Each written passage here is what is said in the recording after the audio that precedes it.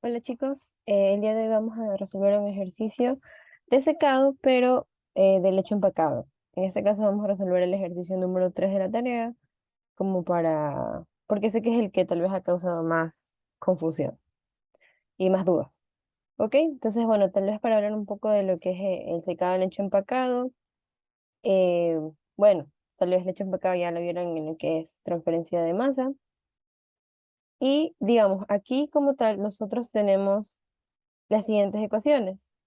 Como se acordarán, en secado nosotros tenemos diferentes periodos de secado, que es el periodo de secado constante, el periodo de secado a velocidad decreciente, el segundo periodo de velocidad decreciente y etcétera. ¿Ok? Entonces, pero bueno, por lo general, esos periodos porque son cuatro, recordemos, de esos cuatro periodos de secado, los que suelen predominar más es el de periodo constante y el primer periodo de secado a velocidad decreciente, que son las que están aquí. Entonces, estas dos son las ecuaciones que se utilizan para determinar el tiempo de secado, que es lo que nos pide el ejercicio 3. Pero, digamos, aquí, si tal vez le hacemos un poquito de zoom, vemos que no solo necesitamos, bueno, además de los datos que nos tiene que dar el ejercicio, como la densidad aparente, las humedades a las que queremos llegar, etcétera, también necesitamos determinar ese coeficiente de transferencia. Y ese coeficiente de transferencia vamos a tener diferentes relaciones dependiendo del número de Reynolds, es decir, si es un flujo turbulento el que ingresa o si es un flujo laminar. Entonces, y bueno, además de eso también tenemos ese factor A, que es el factor de geometría del lecho, que va a depender si es un lecho de partículas esféricas o de partículas cilíndricas. ¿Ok? Entonces, primero lo que tenemos que hacer vamos a seguir tal vez esta metodología. Primero tenemos que identificar el o los periodos de secado. Luego calcular el número de Reynolds y determinar cuál relación de H utilizar. En este caso, claro, vamos a utilizar las que dicen SI del sistema internacional, porque así H va a estar en las unidades de em, watt sobre metro Kelvin, si no estoy mal. Ujú, déjenme revisar. Sí, watt sobre metro cuadrado Kelvin, perdón.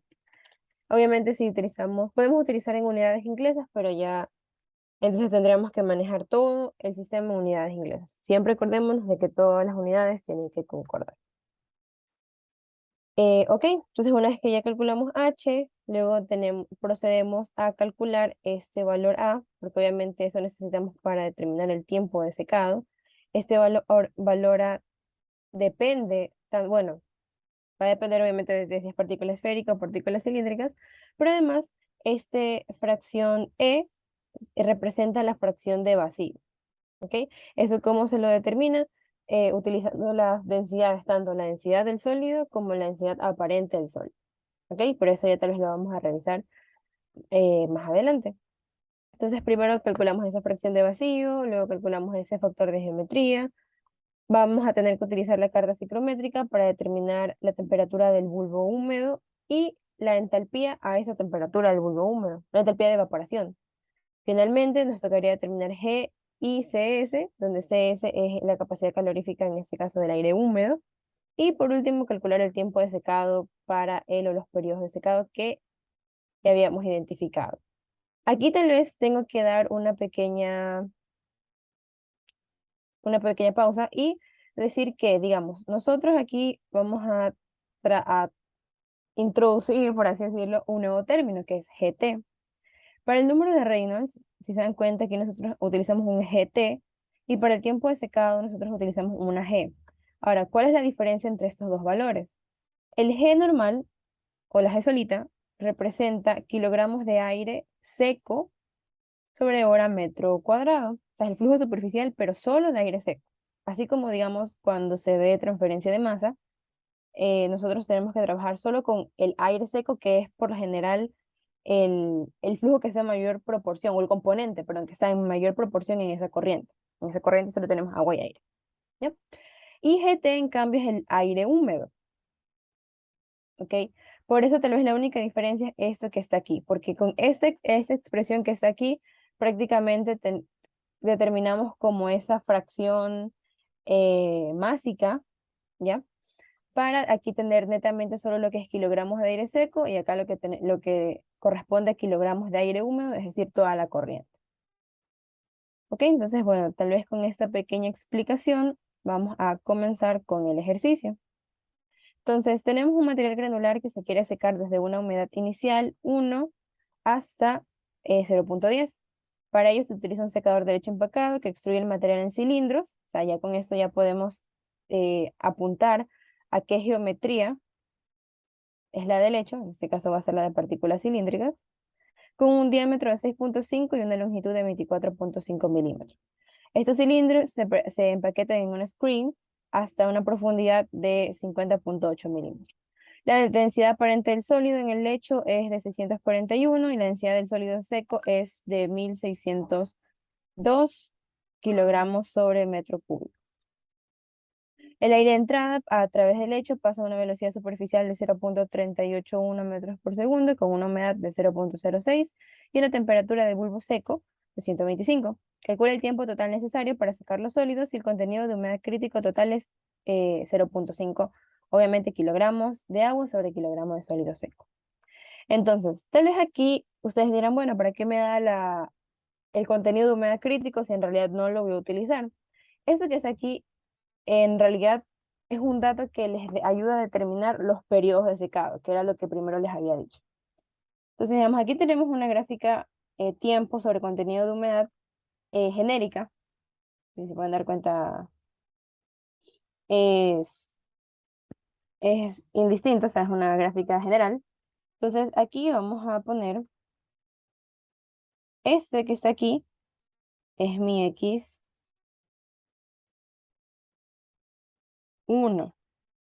es decir, 1.01, un kilogramo de agua sobre kilogramo de aire seco. Y nosotros queremos llegar hasta acá. Vamos a ponerle por aquí hasta un X2,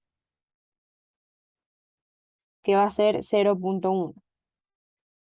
Y entonces aquí esta va a ser nuestra humedad crítica, que va a ser 0.5.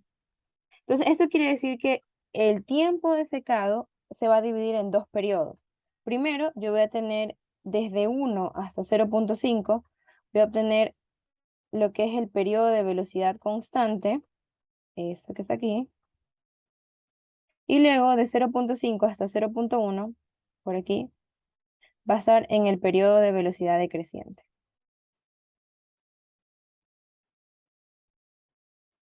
¿Ya? Entonces eso quiere decir que yo voy a tener que utilizar justamente esas dos fórmulas.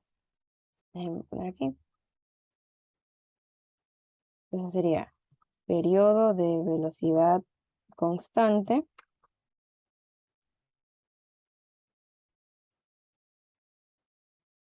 sería esto que está aquí. Vamos a poner aquí desde 1, bueno, desde X1, ya, de 1 hasta 0.5, en lo que es humedad. Y el otro periodo va a ser el periodo de velocidad decreciente. En este caso sería de 0.5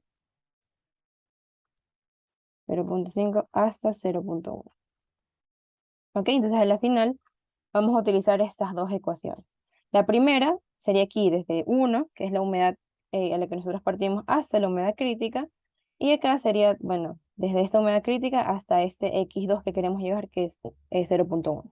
Si ustedes se dan cuenta en estas dos ecuaciones, lo único que cambia, o sea, el denominador se mantiene igual y el numerador es lo único que cambia es en esto que está aquí. ¿Ok? Uy,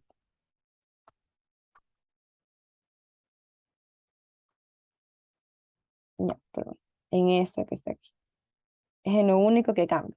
Justamente porque aquí está tal vez ya integrado, porque acordémonos que como no es constante, sería la integración, o sea, el valor de R sería, a la final representaría esto ya una vez integrado. ¿Ok? Ahora, una cosa más. En este caso, en este ejercicio, no les indica una humedad en equilibrio. No les da una humedad en equilibrio. Entonces yo puedo asumir directamente que estos valores que están aquí son valores ya en humedad libre. ¿Ok? Acordémonos que yo para utilizar aquí estas humedades tienen que ser humedades libres. Entonces, como yo saco la humedad libre, es la humedad que me dan menos la humedad en equilibrio. Repito, como en este caso no me dan humedad en equilibrio, puedo asumir que directamente los valores que me da el ejercicio ya están en humedad libre y los puedo utilizar. ¿Ok? Entonces ya hicimos esto que está aquí, ya determinamos los periodos de secado. Ahora vamos a calcular el número de Reynolds y determinar cuál relación de H, o sea, del coeficiente de transferencia, utilizar. Ahora, ¿cómo se determina el número de Reynolds? Necesitamos primero GT y el diámetro de la partícula. En este caso, como estamos utilizando, o la geometría ya la identificamos, que es de partículas cilíndricas, el diámetro de partículas se lo utiliza utilizando, bueno, perdón, se la calcula utilizando el diámetro del cilindro y la longitud. Este h que está aquí no es el coeficiente de transferencia, sino es la longitud del cilindro. Entonces, eso tenemos que determinar. Vamos aquí.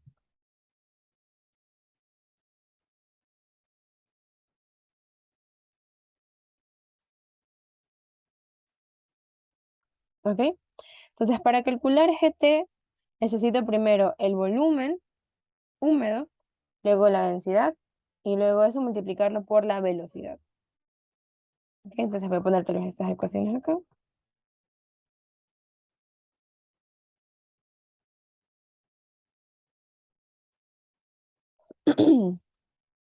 Listo. Entonces aquí, bueno, voy a poner un poquito más acá.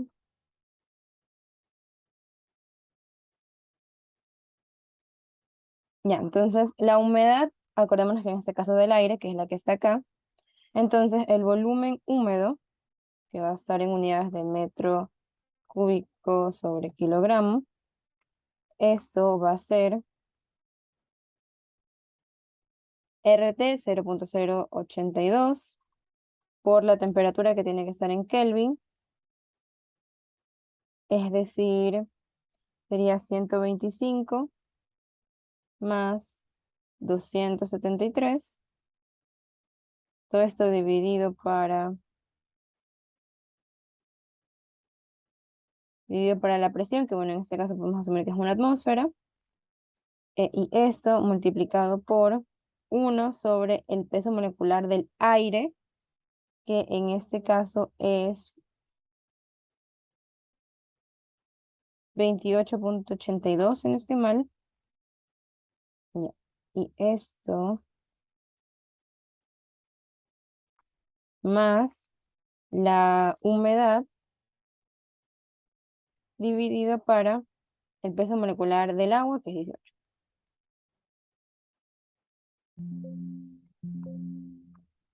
Ok, a ver, ahora aquí, falta un paréntesis.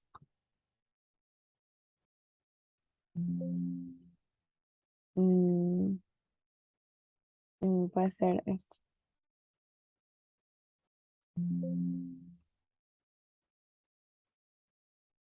0.06, ya, 0.381.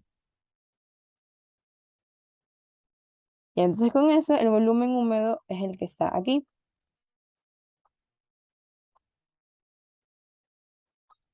Ahora vamos a calcular la densidad, que estaría en kilogramos sobre metro cúbico. Sería 1 más Y dividido para el volumen húmedo.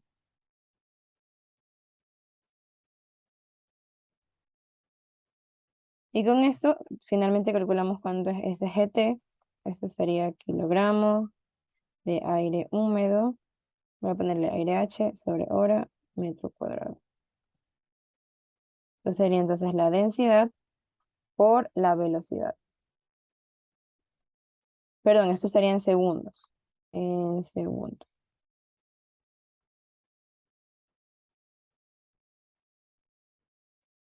¿Ok? Pero aquí en esta ecuación, aquí el GT tiene que estar en horas. Entonces sería esto por 3600. Si esto sería en horas. ¿Ya? Entonces ya con eso tenemos este valor que necesitamos.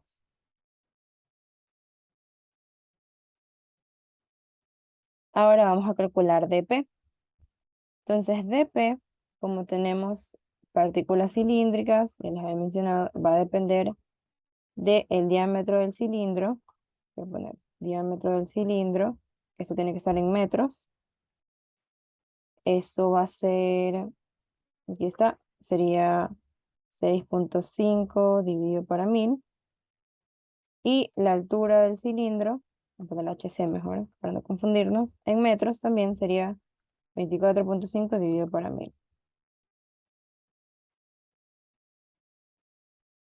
Ok, finalmente el diámetro de la partícula, que es como de todo está en metros, eso también sería en metros, sería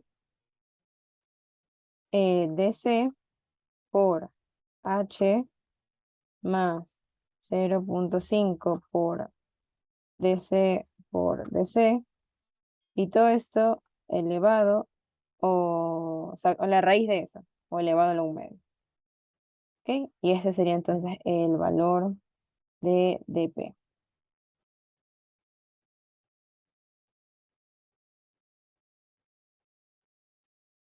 ¿Ya?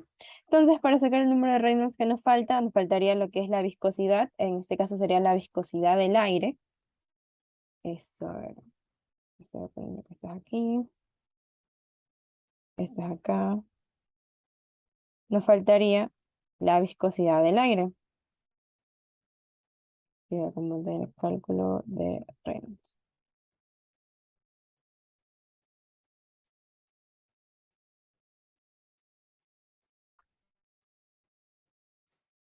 Entonces, la viscosidad del aire va a depender de la temperatura. ¿Ok? Entonces, cuando nosotros tenemos un lecho, igual indistintamente, en el secado, la, el flujo entra a una temperatura, el flujo de aire entra a una temperatura y a unas condiciones de humedad y sale humidificado, porque obviamente absorbió esa humedad del sólido que está secando, y también sale a una menor temperatura.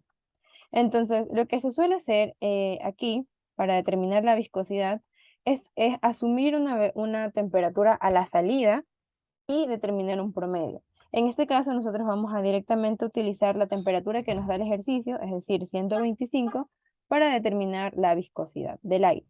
Entonces, para eso vamos a utilizar esta tabla de propiedades del aire que la obtuve del CENGEL, pero no del CENGEL de termodinámica, sino del CENGEL de transferencia de calor y masa. ¿Ok? Entonces, en este caso nos tocaría interpolar, interpolar entre, como la temperatura del aire es 125, sería una interpolación entre 120 y 140 en lo que es la viscosidad dinámica.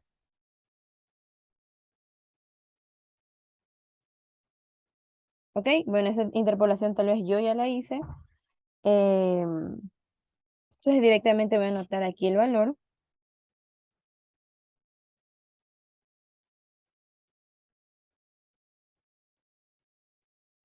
Entonces aquí, digamos, interpolación sería la temperatura, si es temperatura en grados centígrados,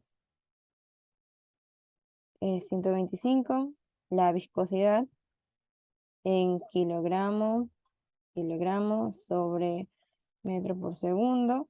Esto va a ser ya interpolado, como les digo, 2.28425 por 10 a la menos 5.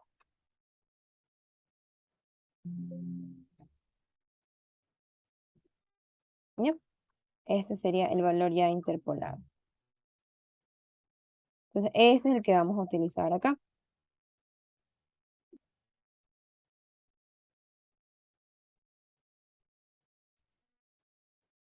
¿Ok? Ahora sí vamos a calcular el número de Reynolds. Entonces, el Reynolds, vamos a utilizar esto que está aquí. Acá. El número de Reynolds, entonces, sería dp por gt dividido para esta viscosidad.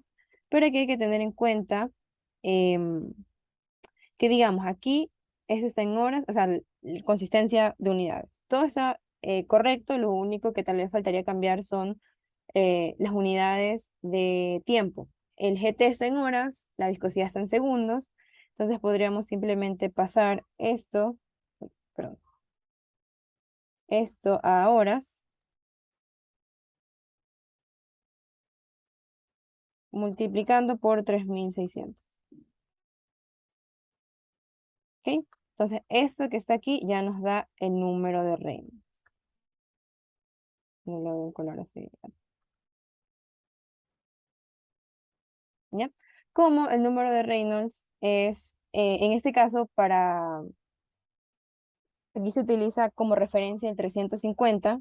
En este caso, como esto es eh, menor a 350, estamos hablando de que tenemos un flujo laminar. Entonces, la relación de H que vamos a utilizar es esta que está aquí.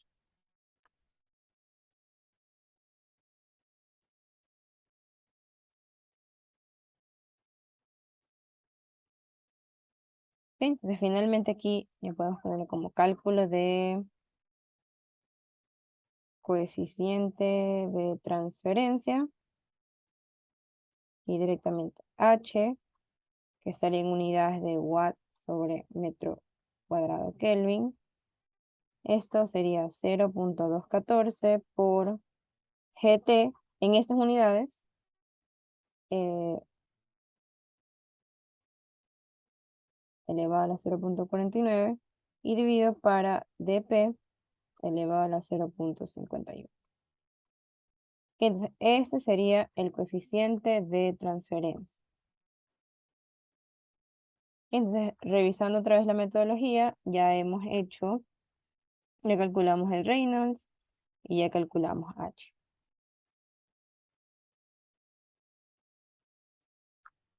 Listo. Entonces, ahora vamos a calcular esa fracción de vacío. Voy a poner aquí fracción de vacío. Fracción de vacío.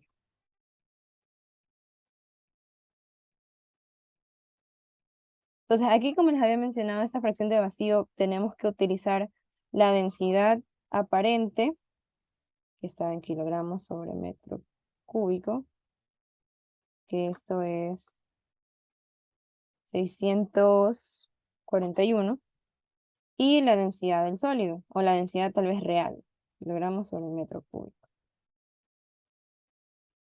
que esto es 1602. Ahora, esto, fracción de vacío, en realidad, ¿qué representa?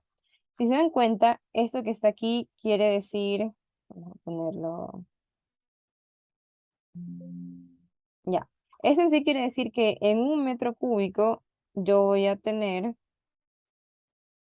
disculpen chicos, es que se me dañó la tabla, entonces no estoy por eso escribiendo, estoy todo tipeando. Eso quiere decir que en un metro cúbico yo voy a tener 641 kilogramos del sólido. Y esto que está acá, uy, ok, ya. Y esto que está acá quiere decir que en un metro cúbico voy a tener 1602 kilogramos. Esto es lo real que voy a tener y esto es lo que sucede en el lecho. Esto es lo que sucede en el lecho empacado.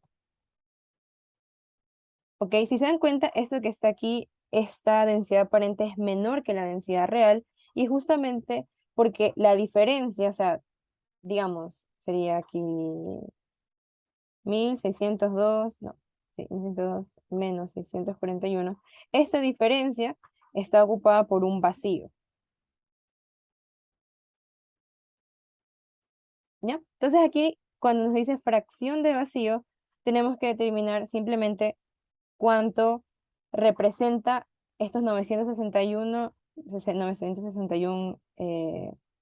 kilogramos de vacío, pero en porcentaje, o sea, en este caso como una fracción molar. Y entonces simplemente, ¿cómo sería eso? Vamos a poner aquí este. Ay, suena mucho.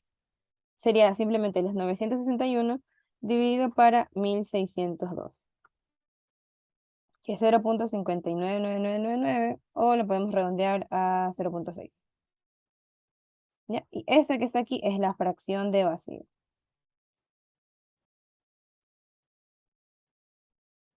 ¿Ok? Entonces ya tenemos esto. Ahora vamos a calcular el factor de geometría A. Nuevamente, como tenemos partículas cilíndricas, esta es la que vamos a utilizar. Acá. Entonces aquí voy a poner factor de geometría, porque la fracción de vacío era una parte importante para...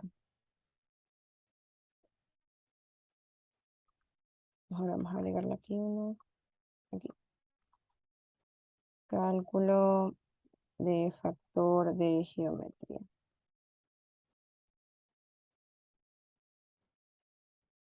Listo. Entonces, esto que está aquí.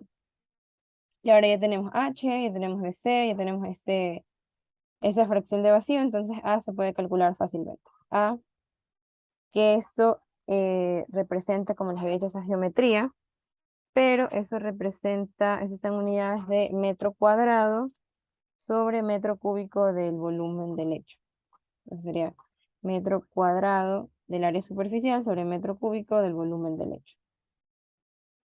¿Ok? Entonces esto sería, a ver, 4, vamos a poner así, 4 por 1 menos esta fracción de vacío por H más 0,5 por DC, y todo esto dividido para DC por H.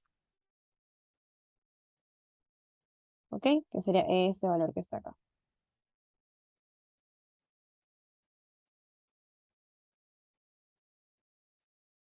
Entonces, ya podemos tachar aquí.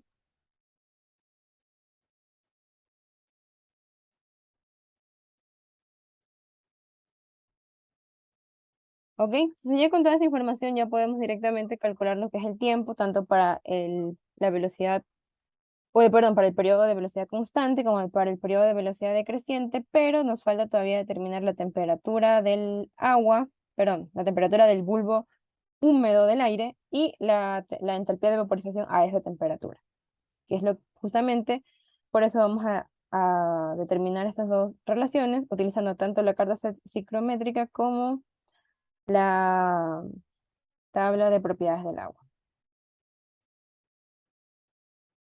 Ok, entonces nos vamos acá. Entonces, aquí nos están dando cuáles son esas dos propiedades del agua, del aire, perdón. Entonces, aquí sería primero 125 estaría por aquí, 125, y poner otro color para que se note, y una humedad era 0,06, sería aquí, 0,06. Entonces, como tenemos dos puntos, perdón, dos propiedades, vemos en qué punto está la intersección, y ese es el punto, o sea, ese que está aquí es el punto en el que vamos a determinar el resto de propiedades. En este caso solo necesitamos lo que es la temperatura del bulbo húmedo. ¿Y cómo lo hacemos? En base a ese punto, nosotros trazamos una recta que sea paralela a las de entalpía, que son estas que están aquí, es decir, nos ubicamos aquí, y vemos dónde topa con el eje de la curva de saturación, o es decir, cuando el porcentaje o la humedad relativa es del 100%, es decir, aquí. Una vez que tenemos ese punto, lo que hacemos es, de aquí a acá, bajar hasta el eje X. Ahí. Y lo que está aquí, lo que corta, ya sería directamente la temperatura del bulbo húmedo. Ok, entonces, en este caso, bueno, si se pueden dar cuenta, los, las diferentes divisiones no están en uno, sino que están en 2,5, 2,5. Entonces, aquí una buena aproximación podría ser, voy a poner acá directamente,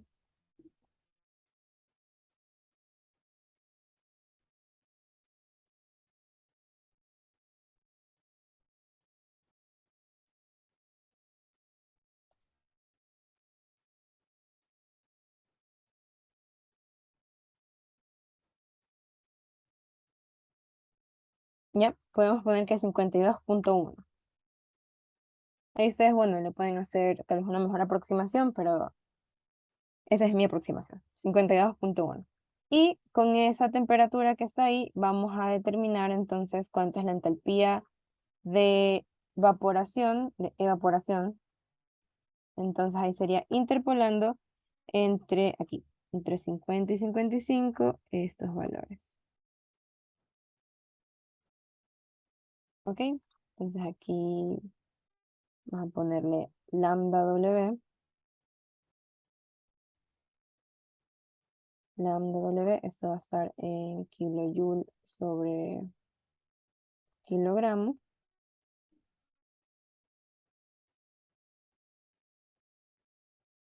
Ok, entonces directamente, bueno, este valor yo también ya lo tengo interpolado y déjenme un ratito revisar. Sale aproximadamente 2300, voy a anotar acá, 2376.876. ¿Ok? No, bueno, ustedes pueden desconfiar de mis interpolaciones, así que igual les invito a corroborar todo eso. Entonces, listo, ya tenemos esto que está acá también. Por último, nos pide determinar cuánto es G y cuánto es CS. Entonces, G, vamos a poner aquí G, que acordémonos que este es kilogramo de aire seco sobre hora metro cuadrado. Sería simplemente esto que está aquí, o sea, GT por 1 sobre 1 más la humedad. Entonces, GT por 1 sobre 1 más la humedad. Que la humedad está acá.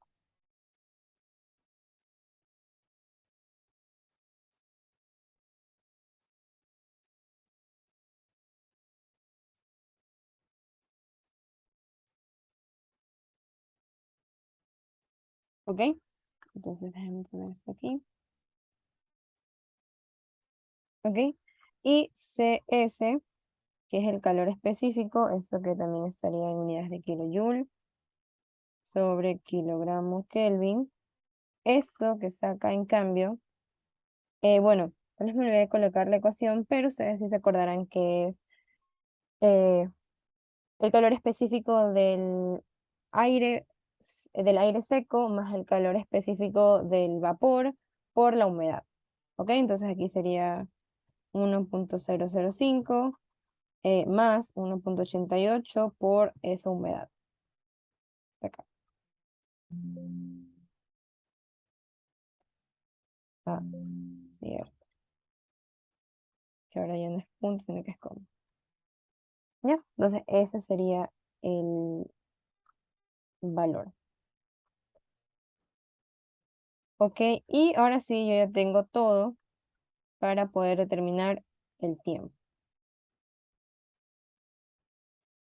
Entonces, aquí en este caso, mi tiempo total va a ser un tiempo 1, que ese tiempo 1 va a ser el de periodo a velocidad constante, más un tiempo 2 que va a ser el tiempo en el que ocurre o del periodo de velocidad decreciente. Que entonces primero vamos a calcular, vamos a poner esto acá.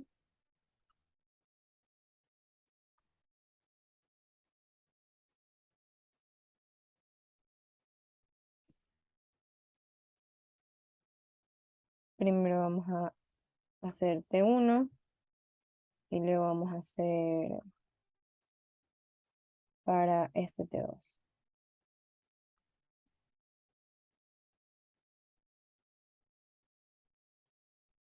¿Ok? Entonces aquí vamos a poner T1 en, en segundos, vamos a ponerlo. ¿Ok? Esto entonces sería, ok, mejor vamos a hacerlo por partes porque es mucho cálculo y luego podemos confundirnos. Primero, como en estos dos el denominador es igual, vamos primero a calcular el denominador. Denominador. Esto sería G por CS por T1 que es 125, menos TW por 1 menos Euler elevado a la menos. Aquí está H, ese es el coeficiente convectivo. H por A por X1. Bueno, X1 tal vez nos faltó, pero X1 en realidad es la profundidad del lecho. O sea, simplemente podemos poner este valor directo, que es 0.058, porque también se lo pone en metros. ¿Ok? Y todo esto dividido para G sobre, no, perdón, por CS. Ahora, aquí hay que tener en cuenta algo. Eh, ya. Aquí no habría consistencia en dimensiones, porque digamos, el H es en watt, que eso es joule segundo, y aquí digamos G y CS está en kilojoule y en horas. Entonces, lo más recomendable sería pasar, tal vez solo aquí, acá el G sería pasar las horas a segundos, dividiendo por la 3600, y acá sería pasando los kilojoules a joules, es decir, por 1000. Ok, entonces, este sería el valor del denominador para los dos, tanto para el periodo constante como para el periodo eh, de velocidad decreciente. Ok, entonces, aquí vas a poner numerador, y también numerador. Vamos a poner aquí periodo de secado. Aquí sería para velocidad constante, velocidad decreciente.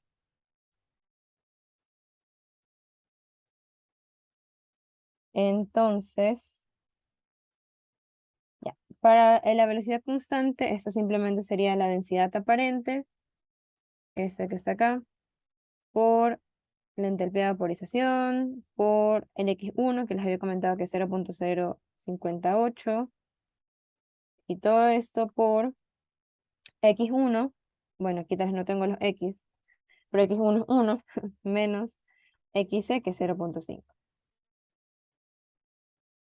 ¿Ok? Y el numerador para acá sería, en cambio, lo mismo, la densidad aparente. Aquí, si se dan cuenta, las unidades sí concuerdan. Por la entalpía de vaporización, por 0.058, por la humedad crítica, que es 0.5, por logaritmo natural de 0.5, dividido para, en este caso, x2, que sería 0.1. ¿Ok? Y ahora sí, podemos determinar, eh, vamos a poner mejor esto acá abajito. Entonces aquí sería el tiempo, esto ya estaría en horas, sería numerador para denominador, y acá el tiempo, ya está haciéndole parábola, sería aquí numerador dividido para denominador. Entonces, este sería mi tiempo 1, este sería mi tiempo, uy, mi tiempo 2, y entonces mi tiempo total de secado,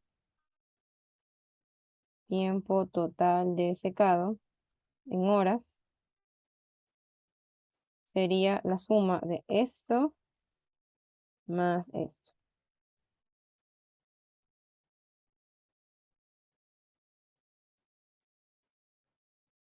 Ese sería mi resultado.